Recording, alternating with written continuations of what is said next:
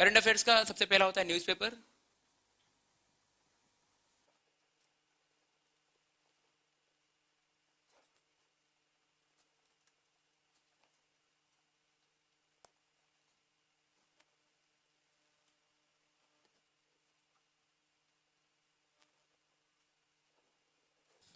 पहले आप न्यूज़पेपर पढ़ो, न्यूज़पेपर द हिंदू और इंडियन एक्सप्रेस, एनीवन।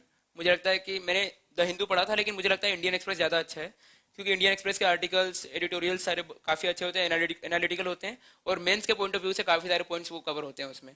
और द हिंदू हो या इंडियन एक्सप्रेस हो, जो भी न्यूज़ है एक ना एक बार दोनों में कवर हो ही जाती है। तो इंडियन एक्सप्रेस अच्छा है मेरे ख्याल से द हिंदू से, क्योंकि द हिंदू पूरा ही क्रिटिकल है।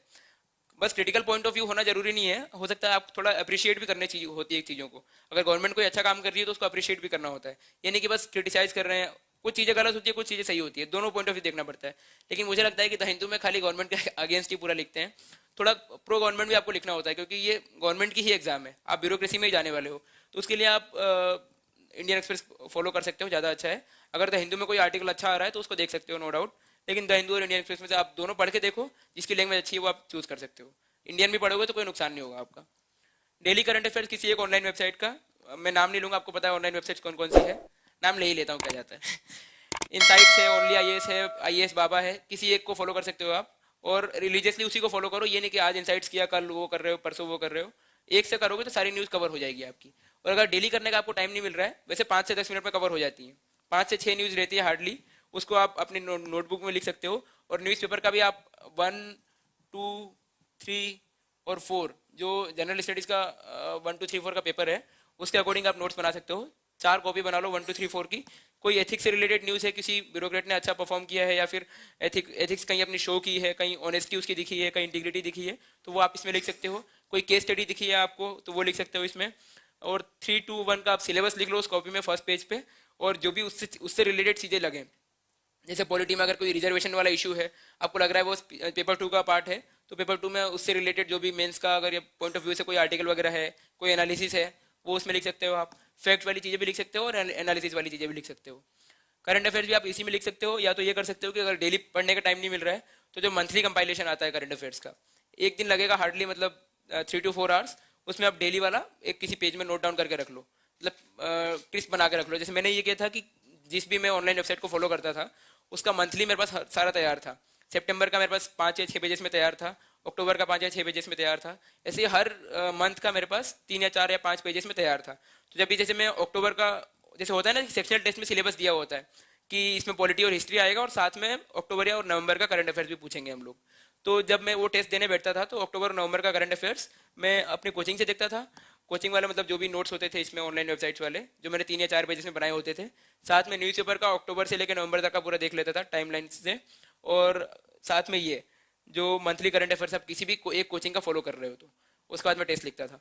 तो ऐसे ही आप मंथली बना सकते हो हर ऑनलाइन वेबसाइट की एक किसी की, और या तो आप इसके साथ ही बना सकते हो, न्यूज़पेपर वाली कॉपी में ही इसको नोट डाउन करते सकते हो। अब ये नहीं कि आपको दोबारा पढ़ना है तो पूरा मंथली आप 150 पेजेस का पूरा रिवाइज कर रहे हो, उसमें बहुत ज़्यादा टाइम जाएगा। आप नोट्स बनाते जाओ, अगर 150 न्यूज़ है तो 5 या 6 पेजेस में कवर हो जानी चाहिए। और उसका ये है कि अगर जैसे कि इतना बड़ा है तो उसको एक हेडिंग दो, 2-3 बुलेट पॉइंट्स लिखो जो जो मेन फैक्चुअल चीज़ें हैं प्रीलिम्स के लिए, और इतने में ही इतने बड़े न्यूज़ को कवर कर लो। तो छोटे छोटे करते जाओगे तो ऐसे एक हेडिंग, जैसे अगर कोई नई कमेटी बनी है उस कमेटी का नाम भर लो, साथ में उसका पर्पस लिख दो, जो 2-3 पर्टिकुलर्स हैं कि कितने मेंबर्स हैं, क्या क्या एज वगैरह है, और कितने टाइम के लिए अपॉइंट हुई है, वो थोड़े बहुत पर्टिकुलर्स बुलेट पॉइंट्स में लिख लो। वो न्यूज़, इतनी पूरी न्यूज़ इतने में कवर हो जाएगी। ये अगर नोट मेकिंग प्रैक्टिस करोगे तो ईजिली आप कवर कर लोगे। ऐसे ही करके 5 या 6 पेज में आप बनाते जाओ।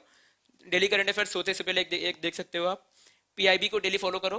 पीआईबी में रोज कभी कभी ऐसा होता है कि 5 to 6 न्यूज़ आर देयर, और sometimes it happens that there are more than 20 और 25 न्यूज़, क्योंकि जैसे बजट आता है तो बजट वाले दिन बहुत ज़्यादा न्यूज़ होती है, या फिर कभी मंडे होता है तो बहुत सारी जो मिनिस्ट्रीज होती है वो अपनी नई नई स्कीम्स लॉन्च करती हैं, तो वो सारा पीआईबी में आपको मिल जाएगा।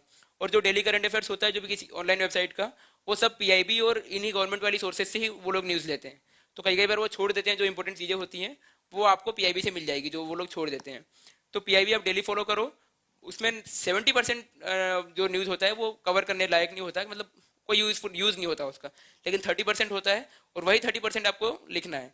और वो 30% पता चलेगा आपको जब आपने प्रीवियस ईयर पेपर्स देख रखे हैं, कि आपको पता है कि क्वेश्चन आते कैसे हैं, आपको पता है कि कौन सी चीज़ें अवॉइड करनी है। अगर 40,000 करोड़ किसी चीज़ के लिए गवर्नमेंट ने दिया है और ऐसा लगता है कि वो नहीं पूछ सकते तो उसको मत लिखो, हर चीज़ लिखना जरूरी नहीं होती। कोई डेटा, कोई नया स्टेटिस्टिक्स गवर्नमेंट लॉन्च किया है, अगर उसको लगता है कि नहीं लिखना है तो मत लिखो, लेकिन जो इंपॉर्टेंट लगता है वो लिखते जाओ साथ में।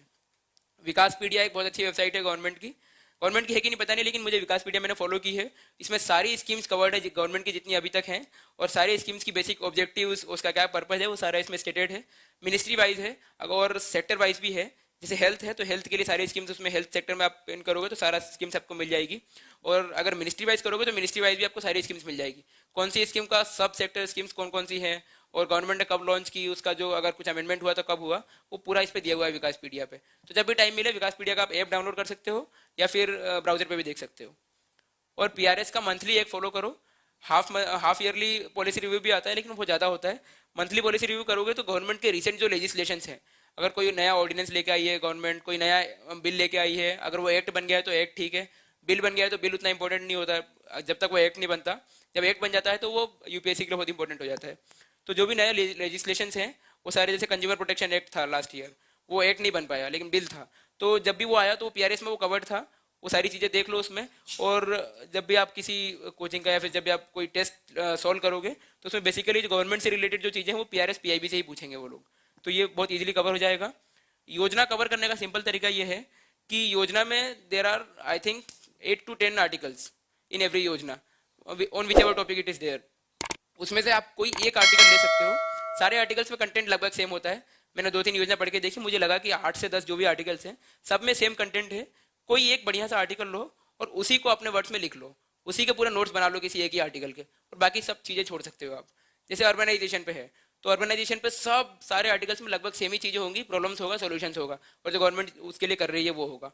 तो वो किसी एक बढ़िया आर्टिकल को लो, उसी आर्टिकल का पूरा समरी बना लो, और जो फर्स्ट पेज पे होता है, जो फर्स्ट पेज पे एडिटर्स नोट्स होता है उसका, जो एडिटर अपने वर्ड्स में कुछ लिखता है और एडिटर नोट जो भी होता है वो फर्स्ट पेज का देख सकते हो आप। और फर्स्ट पेज के बाद कोई एक आर्टिकल, फर्स्ट पेज भी एक पेज का होता है, उसका जो प्रीफेस होता है उस पर्टिकुलर टॉपिक पे वो देख सकते हो, और साथ में कोई एक आर्टिकल बढ़िया सा देख लो और उसी से पूरी योजना कवर हो जाएगी। तो योजना ऐसा पूरी पढ़ने की जरूरत नहीं है, 3 या 4 पेज का एक आर्टिकल पढ़ो, पूरी योजना कवर हो जाएगी।